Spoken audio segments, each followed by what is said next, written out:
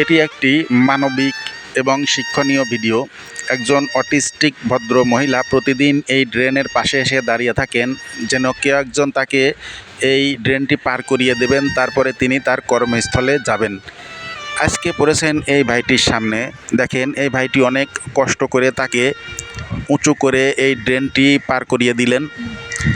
তারপরে এই ভদ্র মহিলা উনি ওনার কর্মস্থলের দিকে চলে যাচ্ছেন।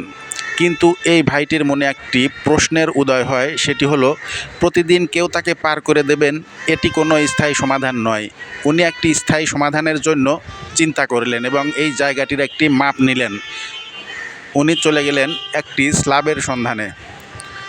তার বাইকে উঠে উনি একটি নির্দিষ্ট স্থানে গিয়ে একটি বড় স্ল্যাব এবং কিছু খোয়া, কিছু নুড়ি পাথর সংগ্রহ করলেন এবং সুন্দর করে তার বাইকে সাজিয়ে নিয়ে খুব সতর্কতার সাথে তিনি বাইকটি চালিয়ে ওই স্থানে ফিরে আসলেন যেখানে ওই ভদ্র মহিলা প্রতিদিন ড্রেনটি পার হন।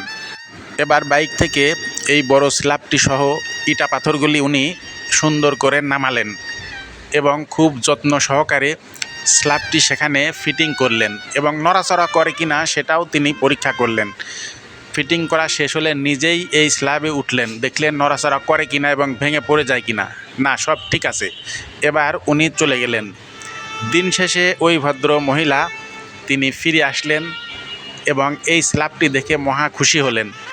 কারো সাহায্য ছাড়াই তিনি নিজে নিজেই এই ড্রেনটি পার হতে পারলেন। আসলে ইচ্ছা থাকলে কারো পাশে দাঁড়ানো কঠিন কিছু নয়।